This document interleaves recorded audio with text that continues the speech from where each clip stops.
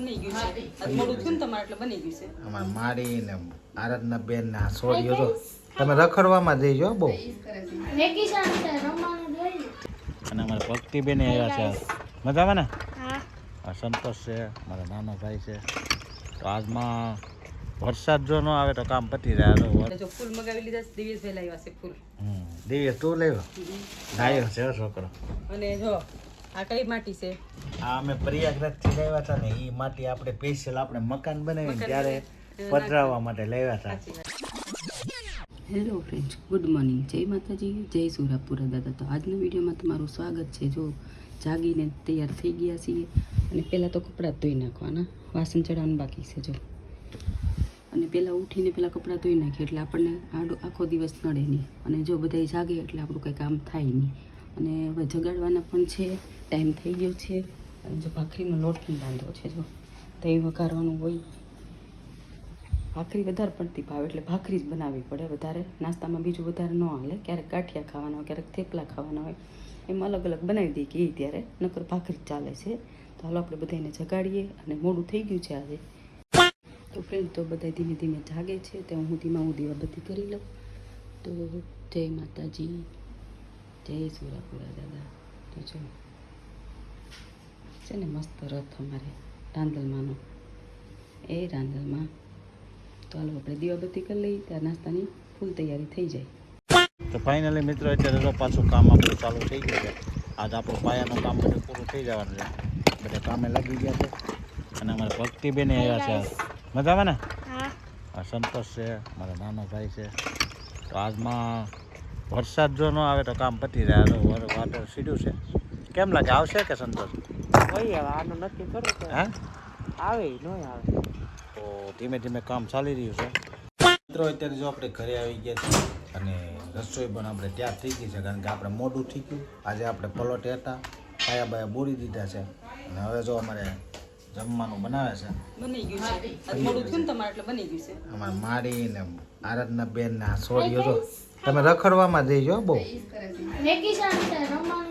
ઠીક જો અડદની દાળ, રોટલા, આવું બધું દેશી બનાવ્યું છે. અને ગોવાનનું શાક છે. તો હાલો હવે આપણે જમી લઈએ. તો મિત્રો અત્યારે જો આપણે મસ્ત મજાનું જમીને આપણે થઈ ગયા છીએ ફ્રી. અને મેડમે એનું કામ બધું પતાવી દીધું છે. ને હવે આપણે કાલની તૈયારી કરીશું.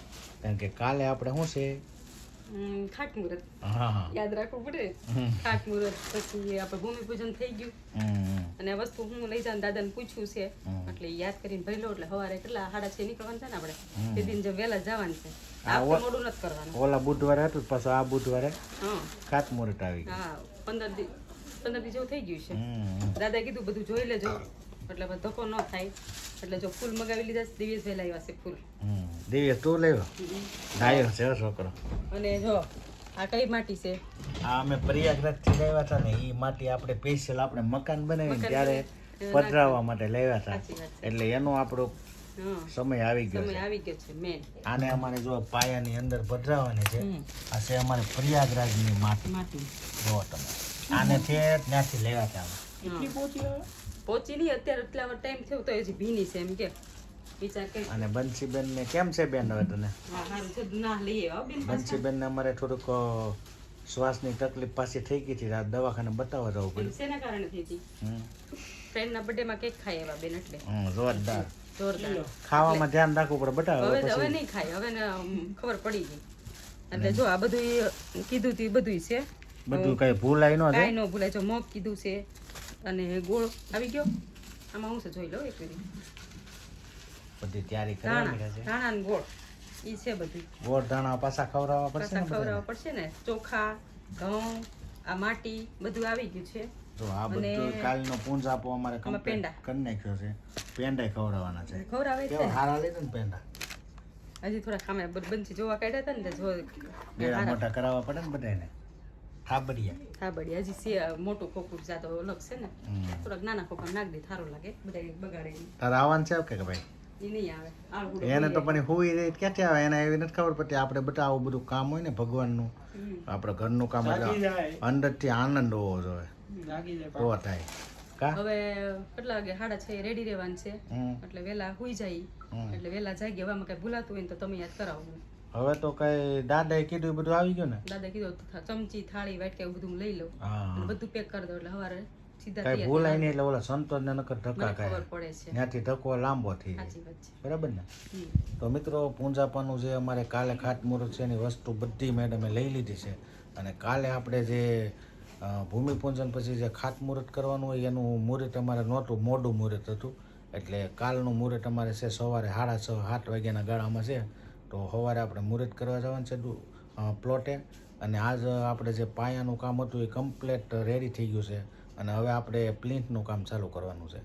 તો આજનો વિડીયો આપણે એન્ડ કરીએ છીએ. આશા છે કે આજનો બ્લોગ તમને ગમ્યો હશે. ગમ્યો હોય તો લાઇક, શેર, કોમેન્ટ અને ચેનલમાં નવા તો સબસ્ક્રાઈબ કરી દેજો. કાલે ફરીથી નવા બ્લોગમાં મળી. ત્યાં સુધી બધાને જય માતાજી, જય સુરાપુરા દાદા. આવજો, બાય બાય.